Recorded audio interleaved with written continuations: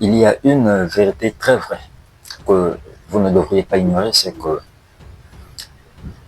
Dieu n'est jamais devenu un homme. Donc Dieu ne peut pas changer sa nature. Donc, par rapport à la nature divine, Jésus nous dit clairement que Dieu est esprit. Donc, selon la nature du corps que Dieu possède, c'est un corps angélique, une théophanie, un corps esprit. Jésus, par contre, c'est le corps de chair que Marie a enfanté. Donc, Dieu n'est jamais devenu un homme ou qu'un homme est devenu Dieu, comme les gens disent. Dieu est devenu un homme afin que nous, les hommes, puissions devenir Dieu. C'est une très très grosse erreur. Pourquoi? Pour la simple raison que Dieu, lui qui incarne pleinement son corps spirituel qui est le Saint-Esprit, Dieu, lui qui, quoique invisible, s'était créé un corps spirituel afin qu'il puisse se manifester pleinement dans ce corps, afin qu'il puisse manifester tous ses attributs à travers ce corps-là spirituel. D'où il est dit que Dieu est esprit. Cependant, Dieu étant un esprit, il peut se manifester de plusieurs manières. Il a agi au travers des prophètes dans tout l'Ancien Testament et dans le Nouveau Testament. Ce Dieu-là n'est pas devenu un homme, mais il avait possédé un corps de chair ou il s'était incarné dans un corps de chair afin de donner ce corps en sacrifice à la croix. Ce corps de chair n'était pas devenu un esprit pour dire que Dieu est devenu un esprit, mais ce corps de chair servait justement de voile pour ce Dieu-là qui est dans son esprit. Dans Ésaïe, le chapitre 9, lorsque il nous est dit qu'un enfant nous est né, un fils nous est donné, comme je l'ai expliqué tout à l'heure, l'enfant qui est né, c'est la chair appelée Jésus. Mais le fils qui est donné, c'est le Fils de Dieu qui est le Saint-Esprit, que Dieu a donné au monde au travers de ce corps de chair. Dans Ésaïe 9, le verset 5, il est dit que un enfant nous est né, un fils nous est donné. Et la domination reposera sur son épaule. On l'appellera admirable. Oui, Jésus était admiré par les hommes et par les anges. De ce qu'il fut trouvé digne que Dieu puisse habiter en lui parce qu'il était né saint. Donc, ce que le premier Adam avait raté, que Dieu puisse habiter en lui. Conseiller, on l'appellera aussi conseiller. Oui, parce que il est dit dans la Bible que la parole de Dieu ou les paroles qui sont de la bouche de Dieu sont des conseils qui sont salutaires pour l'âme. Donc Jésus, il incarnait simplement la parole de Dieu dans sa plénitude. Donc lui, il était le corps de chair porteur de cette grande grâce. On l'appellera Dieu puissant. Bien que dans Ésaïe 9.5, on nous parle de deux personnes. On nous parle de l'enfant qui est né, qui est le corps de chair, par rapport à la dualité de l'homme, de l'être humain, de tout homme terrestre. Et on nous parle du Fils qui nous a été donné, c'est-à-dire de l'Esprit qui possédait ce corps de chair.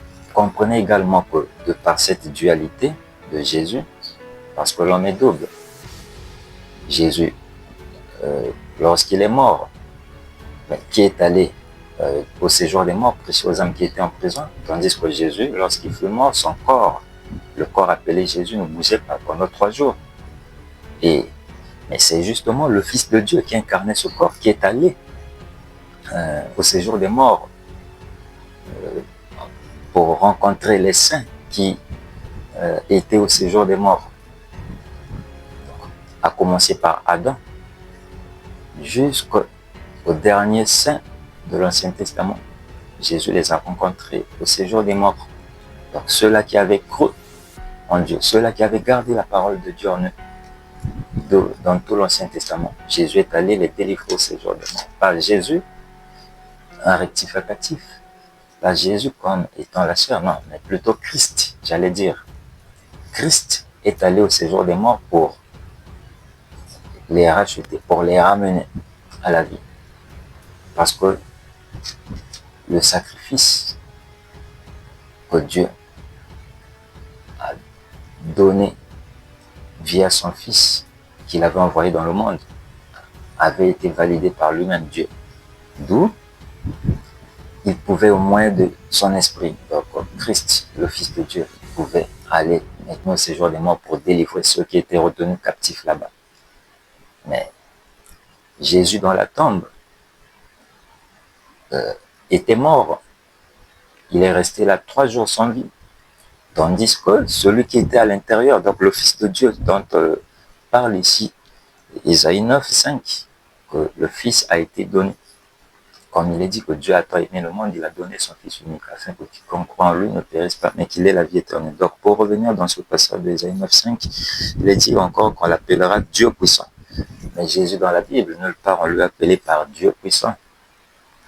Or le Dieu puissant, c'est plutôt le Fils de Dieu qui demeure éternellement, celui qui incarnait le corps de Jésus. C'est lui dont quand les gens le rencontraient dans l'Ancien Testament, ils pouvaient dire que nous avons vu Dieu. Ouais. On l'appellera Père éternel. Mais celui qui incarne le Père éternel n'est autre que le Fils éternel, qui est le Saint-Esprit. Le Saint-Esprit qui a une origine qui remonte de l'éternité, parce que Dieu l'a créé dès l'éternité. Il est le premier ange, le premier esprit que Dieu a créé dès l'éternité. Et au commencement du temps, on les voit ensemble. Donc, c'est lui qui est appelé Père éternel. Donc, le Père de Jésus n'est autre que le Fils de Dieu, ou le Saint-Esprit.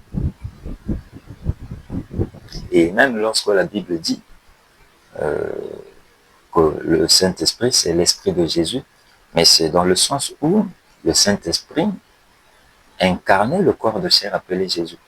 Donc, lorsque le Saint-Esprit est appelé par l'Esprit de Jésus, c'est simplement pour dire que Jésus était le corps de chair, ou sinon le temple que Dieu, dans son esprit, donc le Saint-Esprit, avait possédé pour donner un sacrifice à la croix. Et comme je disais que Dieu ne peut pas devenir un homme, mais Dieu peut utiliser des hommes. Dieu n'était pas devenu un homme, mais Dieu était entré dans un corps de chair au moyen de son esprit, afin que nous, les hommes, ne puissions pas devenir Dieu, non, pour que nous, on puisse être en Dieu. Être en Dieu, c'est faire la volonté de Dieu. Dieu est entré dans un homme, le premier homme, le premier prototype qu'il avait créé, Jésus, dans le ventre de Marie. Il est entré en lui afin de lui faire sa volonté. Voilà pourquoi Jésus pouvait dire que Père, ma nourriture, c'est de faire ta volonté. Le premier corps que Dieu a utilisé pour entrer dedans et pour que l'homme puisse désormais obéir à la voix de sa parole. Afin que nous autres qui sommes semblables à Jésus, d'où il est dit que Jésus est venu envers les siens. Et les siens ne l'ont point reçu. Il s'agissait des Juifs qui l'ont rejeté afin que lui puisse venir envers nous autres là, qui sommes de la dispensation des nations. Afin que nous qui avons cru en lui, Dieu puisse entrer également au moyen de son esprit dans les hommes, afin que ces hommes-là puissent être en Dieu également, faisant pour faire sa volonté. D'où il est dit que les croyants sont en Christ. Être en Christ, qui est l'Esprit de Dieu, c'est simplement être en Dieu ou faire sa volonté. Si nous prenons encore le livre d'Ésaïe, au chapitre 7, à partir du verset 14, nous allons lire ce qui suit. C'est pourquoi le Seigneur lui-même nous donnera un signe. Voici, la jeune fille deviendra enceinte. Elle enfantera un fils. Et elle lui donnera le nom d'Emmanuel. Il mangera de la crème et du miel jusqu'à ce qu'il sache rejeter le mal et choisir le bien. Marie, enfantant Jésus, toujours concernant la promesse de l'enfant que Marie devait enfanter, Marie n'a jamais appelé Jésus par Emmanuel, ce qui veut dire Dieu parmi nous. Même l'ange, quand il est venu donner le message à Marie, qu'elle va être enceinte par la vertu du Saint-Esprit, et l'enfant qui naîtra d'elle portera le nom de Jésus ou Josué, c'est-à-dire Dieu sauve ou Dieu est notre sauveur. Mais pourquoi l'ange n'a pas dit à Marie de donner à l'enfant le nom Emmanuel, mais plutôt l'ange a dit à Marie de donner à l'enfant le nom Jésus, donc Josué ou Yehoshua, c'est-à-dire Dieu sauve ou Dieu est notre sauveur. Mais c'est justement parce que Emmanuel, c'est pas la chair appelée Jésus, c'est pas la chair que Marie devait enfanter. Mais Emmanuel, c'est plutôt l'esprit qui devait incarner, qui incarnait le corps de Jésus. Emmanuel, c'est plutôt le Fils de Dieu, donc l'Esprit de Dieu. Parce que Dieu a été vu dans tout l'Ancien Testament. Il a visité des hommes, il a parlé avec des hommes. Il a été au milieu des hommes dans la Bible, d'où Jacob a même lutté avec lui. Il pouvait même dire que j'ai vu Dieu face à face et mon âme a été sauvée. Abraham a mangé avec lui. Il est resté avec Abraham pendant un laps de temps. Ils ont causé, discuté, mangé ensemble avec les deux anges qui l'accompagnaient. Donc, Emmanuel, comme il est dit, Dieu parmi nous, nous qui sommes les hommes, donc Dieu parmi les hommes. Emmanuel a été vu dans l'Ancien Testament. Dieu parmi les hommes. Dieu, c'est un esprit. Jésus, c'était un corps de chair. Donc, Jésus ne pouvait pas être Dieu pour qu'il soit parmi les hommes. Non, Jésus, c'est plutôt, il est dit de lui, qu'il est venu vers les siens. Et les siens ne l'ont point reçu. Mais si Emmanuel, c'est Jésus, ça veut dire que Dieu a pour sien les hommes de chair. Non, c'est faux. Dieu, c'est un esprit. Et nul ne peut être l'égal de Dieu. Aucun homme de chair ne peut dire qu'il est l'égal de Dieu. Nous, les hommes, on n'est pas les frères de Dieu, non. Mais par contre, il est dit que Jésus n'a pas honte. Là, c'est l'apôtre Paul qui le dit, que Jésus n'a pas honte de nous appeler par ses frères. Et la preuve en est que lui-même, il nous appelle par ses frères. Lorsque, à la résurrection, quand il ressuscite, il dit à Marie, Marie, va dire à mes frères que je m'en vais envers mon Père, qui est aussi votre Père, mon Dieu, qui est aussi votre Dieu.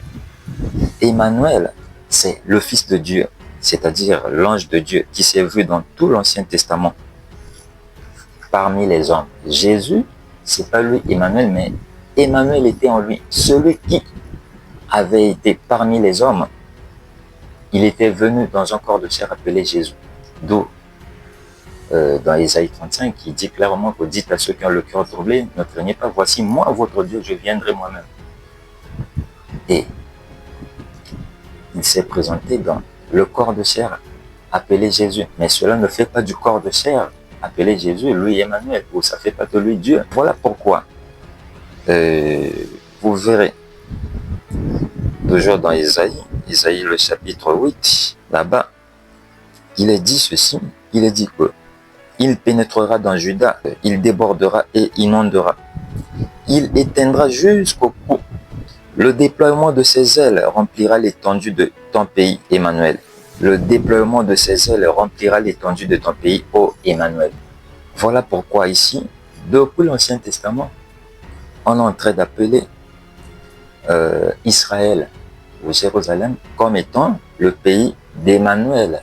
Parce que dès l'Ancien Testament, les Juifs disaient même que Dieu, c'est-à-dire Yahweh, celui qui s'est révélé par son vrai nom à Moïse, disant que je suis l'Éternel, donc Yahweh. Les Juifs dans l'Ancien Testament disaient que Yahweh est le roi des Juifs, parce que lui, depuis les cieux, qui régnait sur Israël. Raison de plus que Jésus n'est pas Dieu, parce que Jésus n'est pas un esprit. Lui-même, quand il ressuscite, les disciples ont eu peur parce qu'ils croyaient voir un fantôme. Mais Jésus dit, n'ayez pas peur, je ne suis pas un esprit. car l'esprit n'a ni chair ni os, comme vous voyez que j'ai à la résurrection. Il possédait toujours son corps de chair, qui avait été ramené à la vie par Dieu. Quoique ce corps de chair n'était plus qu'un simple corps de chair, mais c'était un corps de chair glorifié, un corps de chair qui a revêtu la gloire. Donc, raison de plus, on va voir que dans Psaume 84, le verset 12, là il est dit « Car l'Éternel Dieu est un soleil et un bouclier ». Dans ce passage-là, on nous atteste que Dieu est un soleil.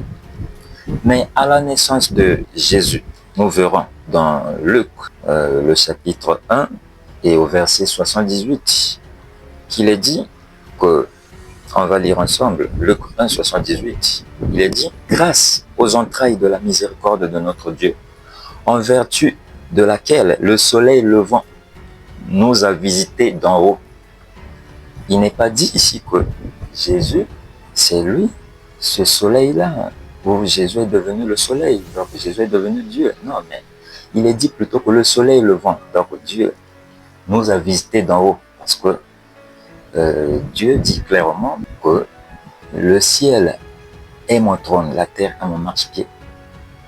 Le ciel est mon trône, donc ma demeure sainte. Donc Dieu, de par les cieux, il a visité son peuple. Dieu a toujours eu à visiter son peuple depuis l'Ancien Testament au travers des prophètes. Donc Dieu a toujours visité son peuple en envoyant des prophètes. Dieu visite son peuple au travers de ses envoyés. Voilà pourquoi Jésus pouvait dire que le Père lui a envoyé dans le monde. Il pouvait encore dire dans Jean 3, le verset 34, si j'ai bonne mémoire, que celui que Dieu a envoyé dit les paroles de Dieu, parce que Dieu lui donne l'esprit sans mesure. Donc même lorsque Thomas, lui qui ne croyait pas que Jésus était le Christ de Dieu, la chair que Christ s'était incarné, l'élu, le Messie promis, celui qui devait venir, le prophète qui devait être comme Moïse. Mais lorsque il a vu Jésus ressuscité, Jésus lui montrait les signes pour dire que non, viens toucher si tu veux. Thomas dit mon Seigneur et mon Dieu. Mais là-bas, Thomas ne dit pas que Jésus est devenu Dieu ou le Seigneur du ciel et de la terre, parce qu'il y a une différence entre le Seigneur du ciel et de la terre, qui est Dieu, et Jésus qui est le Seigneur des seigneurs que nous sommes. Le Seigneur du ciel et de la terre, c'est Dieu, Christ, l'Esprit de Dieu. Maintenant, du fait que Christ, qui est l'Esprit, le Seigneur du ciel et de la terre, comme Paul dit aussi que le Seigneur, c'est l'Esprit. Lorsque l'Esprit a possédé un corps de chair, il est entré dans un corps de chair, tout comme il était entré aussi dans la chambre haute, dans les apôtres. Il a fait de Jésus qu'il soit le Christ. Il a fait de Jésus le Christ. D'où, dans Acte 2, 36, il est dit que toute la maison d'Israël sache avec certitude que Dieu a fait de ce Jésus que vous avez crucifié, Christ et Seigneur. Donc Jésus, c'est pas lui Christ, c'est pas lui le Seigneur du ciel et de la terre, mais le fait que Dieu, de par son esprit, était entré en Jésus, il a fait que Jésus puisse incarner, vous puissiez être, vous manifester Christ. Et le Seigneur, Jésus est devenu le Christ et le Seigneur.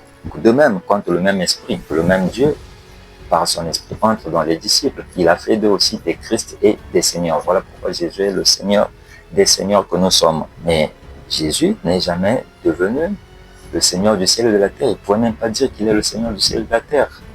Au contraire, quand il prie, je crois dans Matthieu 11, il prie Dieu en appelant Dieu par le maître du ciel et de la terre, ou Seigneur du ciel et de la terre, parce que le mot Seigneur veut dire simplement maître, de la même manière que Dieu est le Seigneur du ciel et de la terre, ou le maître du ciel et de la terre. Que Jésus, qui est le premier prototype que Dieu a utilisé en entrant en lui, Jésus est alors notre maître, parce que lui, il est le premier, donc il connaît le chemin, et il est même ce chemin-là.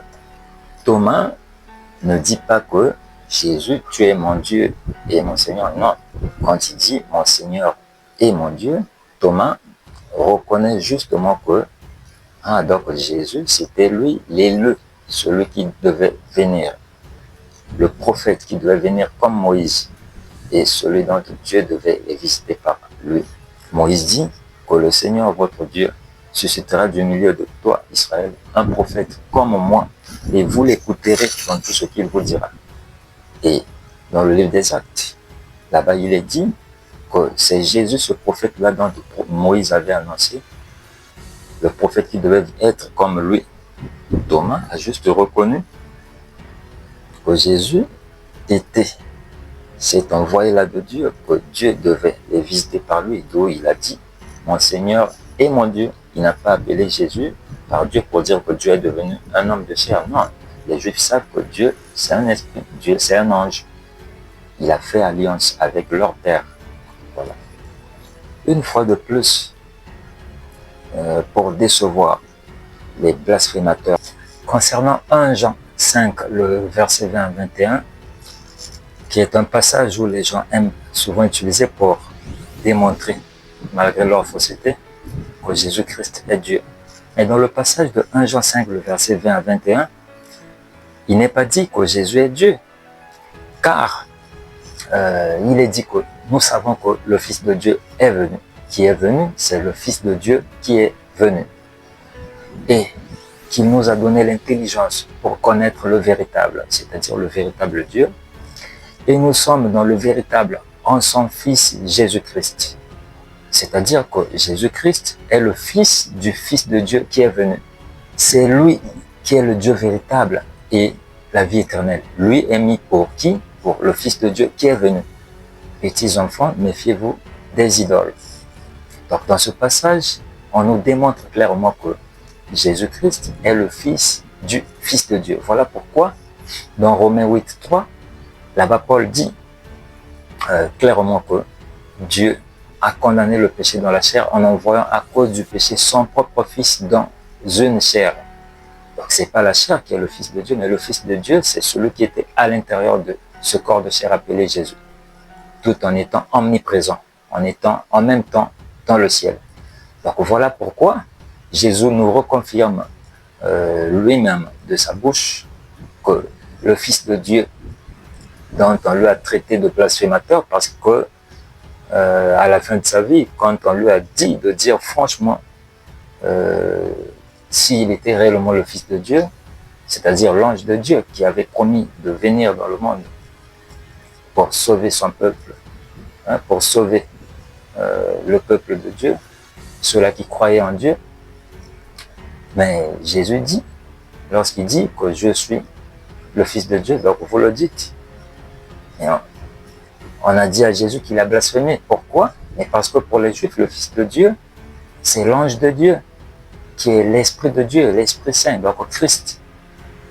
Et Jésus lui-même confirme que le Père que lui faisait mention, que mon Père est dans les cieux, il s'agit bien du Fils de Dieu.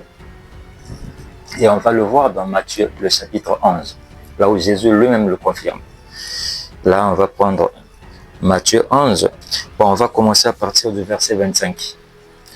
Là, il est dit, en ce temps-là, Jésus prit la parole et dit, « Je te loue, Père, Seigneur du ciel et de la terre, de ce que tu as caché ces choses aux sages et aux intelligents, et de ce que tu les as révélées aux enfants. » Donc là, Jésus, au verset 25, est en train de louer le Père des esprits. Il dit, je te loue, Père, de ce que tu as caché des choses aux sages et aux intelligents, et de ce que tu les as révélées aux enfants. Qui est en train de révéler ici? C'est le Père. Et au verset 26, Jésus dit, oui, Père, je te loue de ce que tu l'as voulu ainsi. Au verset 27, Jésus dit que toutes choses m'ont été données par mon Père. Et personne ne connaît le Fils si ce n'est le Père. Personne ne connaît non plus le Père si ce n'est le Fils et celui à qui le Fils veut le révéler. Vous comprenez? Donc là, Jésus parle de la relation entre le Père et le Fils. Et il dit que que personne ne connaît qui est le Père, si ce n'est le Fils. Et de même, personne ne connaît qui est le Fils, si ce n'est le Père. Mais pourquoi? Parce que dans Jean 1, dès le commencement du temps, on voit le Père, donc le Créateur, celui qui s'appelle Yahweh, donc le Dieu qui n'a pas de morphologie, le Dieu invisible. Il se tenait là avec la personne de sa parole, qui est Christ, son esprit, qu'il avait créé dès l'éternité, le Fils de Dieu. Maintenant, le fait que les deux étaient là, seuls, et il n'y avait aucun ange qui était créé, cela voudrait dire que seuls les deux se connaissent. Et la parole était Dieu, donc la personne de la parole, quoi qu'il il était avec Dieu, mais il est devenu Dieu lorsque le Dieu invisible dans sa plénitude, donc le Père s'est incarné dans le Fils. Donc le Dieu invisible s'est incarné dans le corps de sa parole, donc dans son esprit. Il est entré dans son Fils, donc dans son esprit. C'est là où le Fils porta le nom du Père. Donc c'est pas Jésus qui a porté le nom de Dieu, non. C'est plutôt l'ange de Dieu, du fait que le Dieu qu'il a créé dès l'éternité est entré en lui, son esprit, et qui sont devenus un. Donc il est devenu égal à Dieu. Donc quand vous le voyez, c'est Dieu que vous voyez. Donc quand les gens l'ont vu dans l'Ancien Testament, c'est Dieu qu'ils ont vu. Donc, voilà pourquoi Jésus pouvait dire que nul ne connaît le Père si ce n'est le Fils, et de même nul ne connaît le Fils si ce n'est le Père, et celui à qui le Fils veut le révéler. Donc c'est le Saint-Esprit qui est l'esprit de la révélation de Dieu. Donc c'est le Saint-Esprit, le Fils de Dieu, qui révèle. C'est le Fils de Dieu qui est le Saint-Esprit qui donne la révélation de qui est Dieu et de qui lui-même le Saint-Esprit est. Voilà pourquoi dans Hébreux 10, le verset 7 plutôt, là-bas Paul dit que dans tout le rouleau du livre, il est question de Christ. C'est Christ qui se fait révéler dans toute la Bible. Il se fait connaître. Dire que Jésus est le Père, donc prendre ce verset-là, là où Jésus dit que nul ne connaît le Père si ce n'est le Fils, et nul ne connaît le Fils si ce n'est le Père, et celui à qui le Fils veut révéler. Alors qu'au départ, il est dit que Père, je te loue de ce que tu as caché des choses aux sages et aux intelligents du monde et tu l'as révélé aux petits enfants. Là-bas, ne fais pas de Jésus le Père. Sortez de ces confusions-là